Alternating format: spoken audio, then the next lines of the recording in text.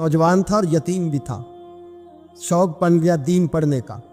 महल्लेदार इलाके वाले कहने लगे कहाँ से कमाएगा, ना बाप है, ना माँ है, ना घर है, कहाँ से।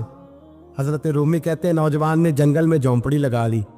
वहाँ वो सुबह मदरसे जाता, शाम को जंगल में रहता, वहाँ अल्लाह अल्लाह करता, सबक याद करता। एक दिन बादशाह की बेटी रास्ता भूल गई, जंगल में आई सहेलियों के साथ, बॉडीगार्ड भी साथ थे पर रास्ता भूल गई। खोती खोती शाम हो गई, ऐसी खोई कि जब रात गहरी हो गई तो आके उस नौजवान के पास रुकी और चिल्लाने लगी।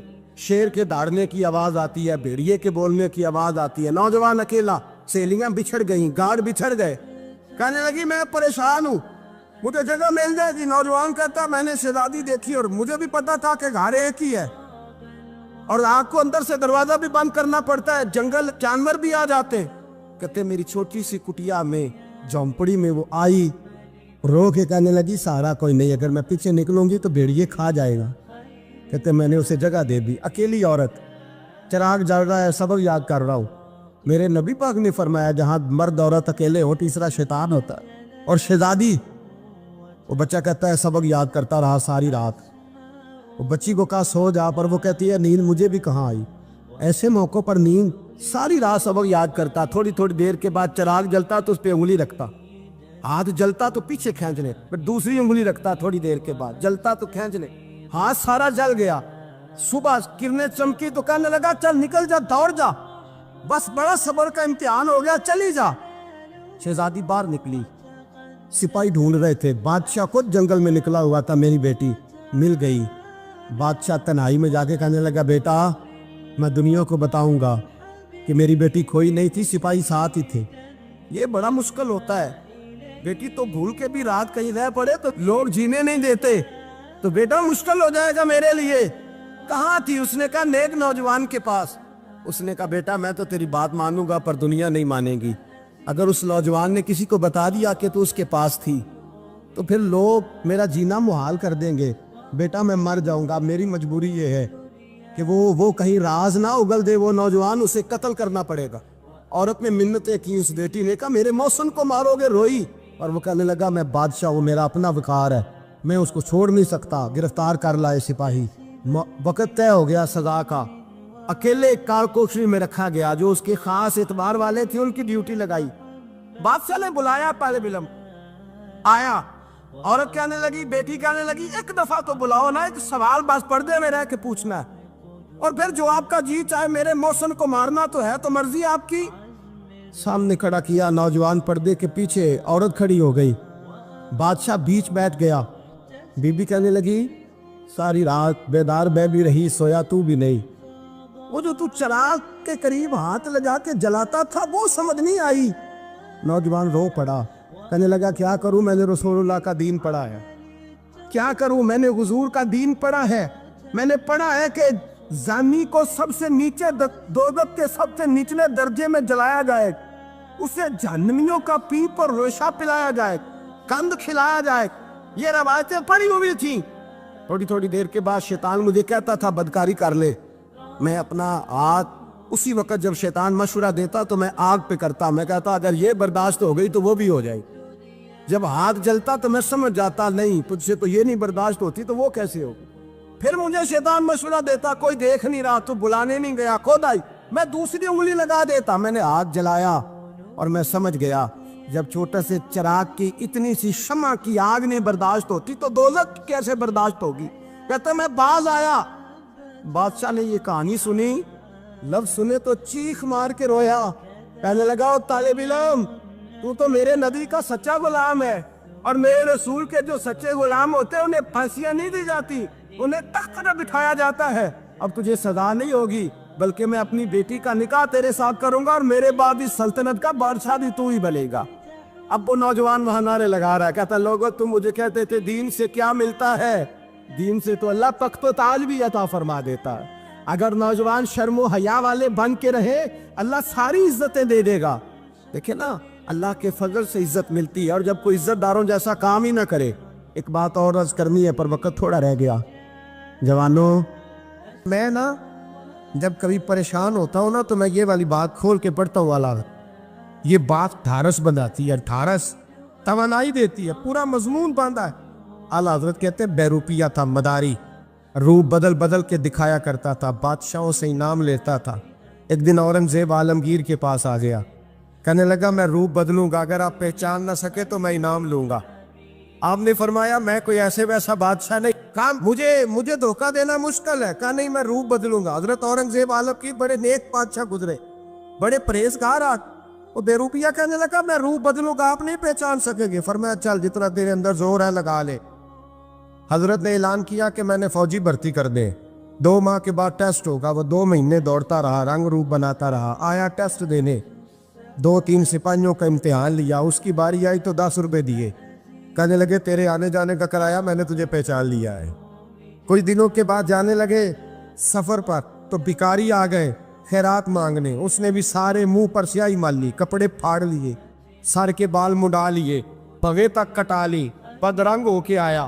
کاسا آگے کیا تو حضرت نے 10 روپے ڈالے, کہنے لگے تیرے آنے جانے کا کرایہ میں نے پہچان لیا ہے. کچھ دن گزرے تو ٹیچر کی ضرورت تھی. اس نے مونچھیں بڑی کر لی, داڑھی نکلی لگا لی, سر پہ جنا کیپ پہن لی, ایک شیروانی لے لی اور ہاتھ میں چھڑی پکڑ کے آیا. کہنے لگا میں استاد ہوں, 2-4 بندوں کا امتحان لیا. اس کی باری آئی تو 5 روپے دیے, 10 روپے دیے, کہا تیرا کرایہ میں نے پہچان لیا. 2 سال گزر گئے. وہ جب بھی آتا حضرت پہچان لیتے. ایک دن سفر پہ جا رہے تھے, بہت بڑا لشکر تھا, جہاد کرنے جا رہے تھے اورنگزیب عالمگیر. تو دیکھا ایک پہاڑی ہے, پہاڑی پہ لوگ جا بھی رہے ہیں آ بھی رہے. اورنگزیب عالمگیر پوچھنے لگے یہاں کیا ہے؟ کہنے لگے بابا جی بیٹھے ہیں دعا کرتے ہیں, اللہ کے نیک بندے ہیں. اورنگزیب کہنے لگے یار پرانے لوگ سارے ہی اللہ والوں کو مانتے, یہ بھی مصیبت آئی ہے جتنی نہیں آئی ہے, سارے لوگ ہی مانتے. کہنے لگے ذرا میں دعا نہ کرا لوں, بچے کام جا رہا ہوں. اورنگزیب بادشاہ تھے, بادشاہ لوگ نازک مزاج ہوتے ہیں. گھوڑے سے اترے, بڑی مشکل سے پہاڑی پہ چڑھے, اوپر گئے تو لائن لگی ہے. بابا جی غار میں بیٹھے, کہنے لگے میں نے ملنا, میں اورنگزیب ہوں. انہوں نے کہا ہمارا بابا اس طرح کا پیر نہیں کہ امیر آئے تو رنگ اور ہو, غریب آئے تو اور ہو. یہاں اگر ملنا ہے تو لائن میں لگ جاؤ, سب ایک جیسے.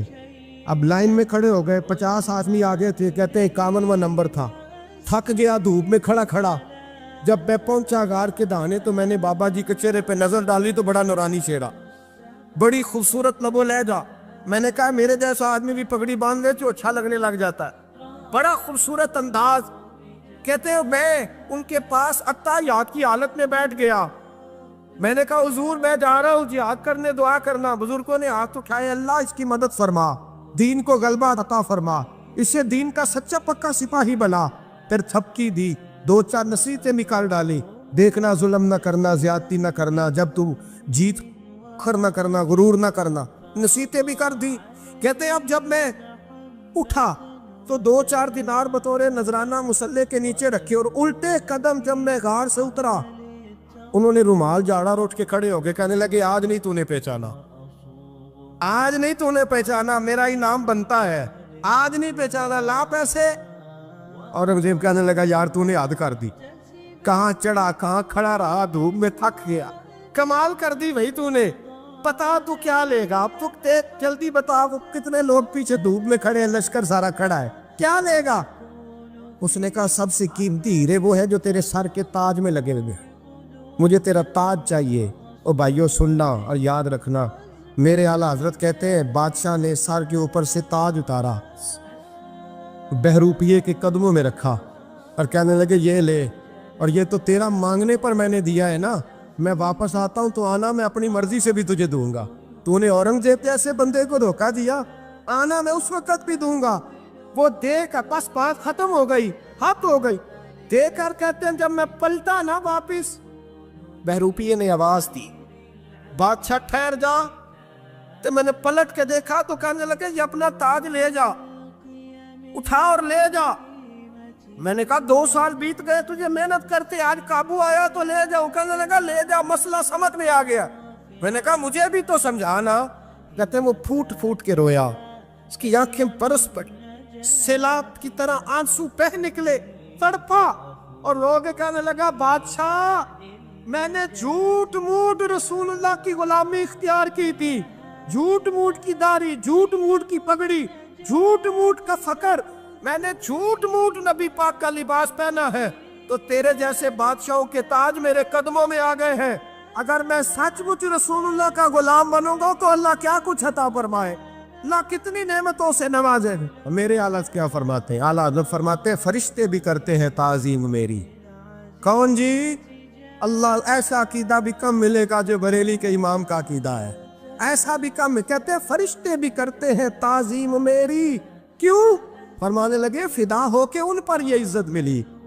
बगदाद के एक दरवेश आलिम थे, तो वो जब भी नमाज पढ़ाते ना तो किसी ताजर की 2 बीवियों के बारे में दुआ मांगते। तवज्जो है मेरी बात पर? नमाज पढ़ाते तो कहते अल्लाह उस ताजर की 2 बीवियों को अपनी खास रहमतें अता फरमा। एक दिन लोग उनके गिर्द इकट्ठे हो गए, कहने लगे बाबा जी बताएं तो सही वो बीवियां कौन थी जिनके लिए आप दुआ मांगते? तो फरमाने लगे मेरे शहर का एक ताजर था, बहुत बड़ा ताजर था, मालदार था पर बे औलाद था। उसे बगदाद से मुल्क शाम जाना पड़ता था तिजारत करने, और कई कई महीने उसे शाम के मुल्क में रहना पड़ता था। उसने इस तरह किया कि वहां भी एक शादी कर ली। तो जो है ना मेरी बात पर, क्या कर लिया उसने? दूसरी शादी करना मर्द के लिए जायज़ है, तीसरी करना भी, चौथी करना भी भैया के वक्त, मगर अगर इंसाफ कर सके तो।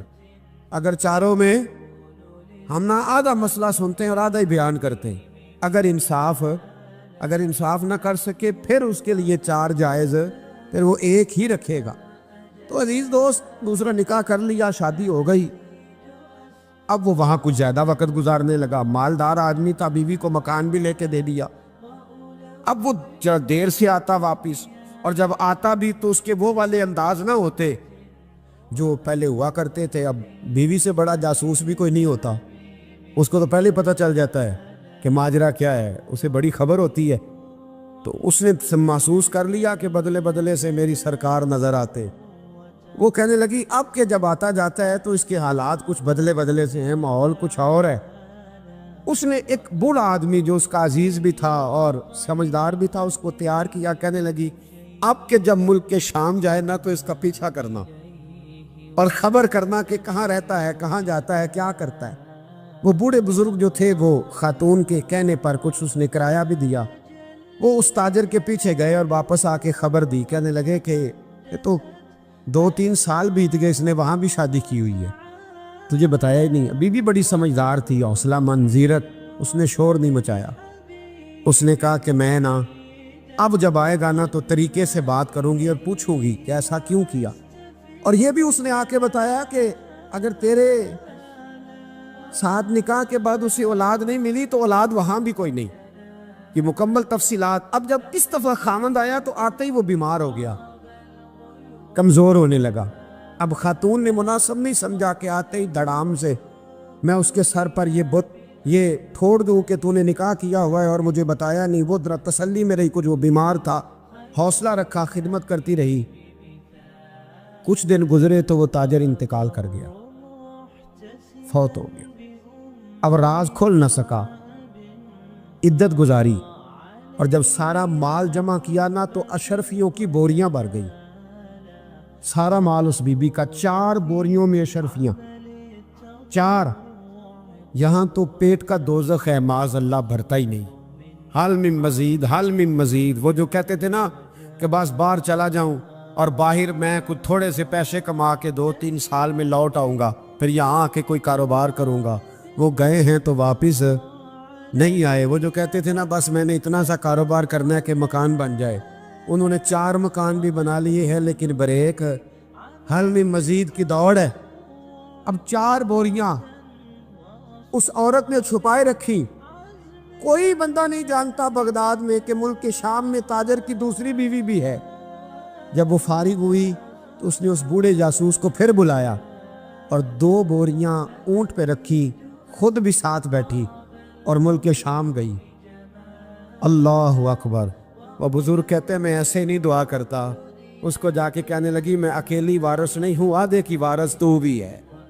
मैं अकेली वारिस नहीं, ये तक़सीम विरासत है, आधी की वारिस तू भी है। तो रख अपने पैसे, मुझे पता है उसने निकाह किया था पर मुझे बताया नहीं था, तो रख अपने पैसे, मैं तुझे दे रही हूँ, आधे तेरे हैं आधे मेरे हैं। उसने नजर उठाई तो रो पड़ी, कहने लगी नहीं अब ये सारे तेरे ही हैं, اگر تو اللہ سے ڈرتی ہے تو میں بھی رب سے ڈرتی ہوں، اگر تو مصطفیٰ کریم کا کلمہ پڑھتی ہے تو میں بھی اسی نبی کی ماننے والی ہوں۔ کہا بات کیا ہے، میرا کیوں ہے سارا؟ تو وہ خاتون کہنے لگی وہ 2 سال 3 سال سے میرے ساتھ نکاح تھا اور اس نے بتایا تھا مجھے کہ میری بیوی بھی ہے، اور میں غریب تھی تو میرے والدین کو بھی بتایا تھا کہ میری دوسری شادی ہے۔ یہ مکان اس نے مجھے لے کے دیا تھا، میرے تمام اخراجات وہ پورے کرتا تھا، نان و نفقہ کا خیال رکھتا تھا، لیکن اب کہ جب وہ آیا تو وہ بیمار تھا۔ اس نے مجھے بتایا کہ مجھے طبیب نے بتایا ہے کہ میں شدید بیمار ہوں، شاید بچ نہ سکوں۔ تو کہنے لگی وہ مجھے کئی لاکھ روپے بھی دے گیا اور جاتے دفعہ مجھے طلاق بھی دے گیا، فارغ کر گیا۔ کہنے لگا تو جہاں چاہے میرے بعد نکاح کر سکتی ہے، اور کہنے لگا میں چاہتا تھا پہلی بیوی کو بتا دوں، موقع نہیں بنا اور اس کا دل نہ ٹوٹے، بتا نہیں پایا، لہذا وہ مجھے ڈھیر سارے پیسے دے چکا ہے، سارا میرا حصہ مجھے پہلے سے دے چکا ہے۔ میری بہن اب یہ 4 بوریوں میں سے 2 میری نہیں بلکہ 4 کی 4 ہی تیری ہے، تو ہی اس کی حقدار ہے۔ تو بزرگ کہتے ہیں مجھے بتاؤ جن کے اندر اس قسم کے تقوی کی جھلک ہو ان کے لیے ہر نماز کے بعد دعا مانگنی چاہیے کہ نہیں مانگنی چاہیے؟ حضرت عمر کے زمانے میں ایک نوجوان تھا، نیک تھا، مسجد جایا کرتا تھا رات کو۔ تو مسجد جا رہا تھا تو رستے میں ایک عورت نے دعوت گناہ دی، ابن عساکر نے اس کو لکھا ہے۔ تو نوجوان تھا، خواہشات تھی، کچھ طبیعت مائل ہو گئی، ابھی ادھر جا ہی رہا تھا کہ کسی نے آیت پڑھ دی والی من خاف مقام ربی جنتان، جو رب کے سامنے کھڑے ہونے سے ڈرے گا اللہ 2 جنتیں دے گا۔ واقعی ڈر گیا، وہ واقعی ڈر گیا، اتنا ڈرا کہ بے ہوش ہو کے گر پڑا۔ بیماری سے لوگ بے ہوش ہوتے ہیں، پیسے ڈوب گئے بے ہوش ہوتے ہیں، بچے کے غم میں بے ہوش ہوتے ہیں۔ سچ بتاؤ کبھی خوف خدا سے بھی بے ہوش ہوتا کوئی دیکھا ہے؟ ہمارے ہاں تو روز مرہ ہی نہیں ہے بھائی، اور بڑی باتیں ہیں بے ہوش ہونے کی، ڈرنے کی، غش کھانے کی۔ بے ہوش ہو کے گر پڑا، بوڑھے باپ کو کسی نے بتایا بچہ بے ہوش پڑا ہے، اٹھا کے گھر لائے، گھر لا کے کہا بیٹا کیا ہوا؟ نوجوان ہے، چڑھتی جوانی ہے پر پاکیزہ بڑی ہے۔ کہنے لگا ابا جی گناہ کی طرف چلا گیا تھا پر میں نے آیت سن لی جو اللہ کے سامنے کھڑے ہونے سے ڈرے گا رب 2 جنتیں دے گا، میں ڈر گیا تھا، رب واقعی 2 جنتیں دے گا۔ باپ رو پڑے، ابا جی کی آنکھوں میں آنسو آئے اور کہا پتر اللہ بڑا مہربان ہے، اس کے وعدے سچے ہیں، واقعی 2 جنتیں دے گا۔ اس نے پھر ایک چیخ ماری اور اس طرح کی ماری کہ اس کی روح ہی پرواز کر گئی، روح ہی پرواز کر۔ کشتگان خنجر تسلیم را، عشق کی خنجر سے قتل ہو گئے لوگ۔ صبح حضرت عمر کو پتہ چلا کہ انہوں نے تو رات جنازہ بھی پڑھ دیا، تدفین بھی کر دی۔ جناب عمر فرمانے لگے اتنا نیک نوجوان خوف خدا سے دنیا سے چلا گیا، مجھے کیوں نہیں بلایا میں جنازہ پڑھتا؟ فاروق اعظم فرما رہے ہیں میرا شوق تھا میں اس کا جنازہ پڑھتا۔ کہ حضور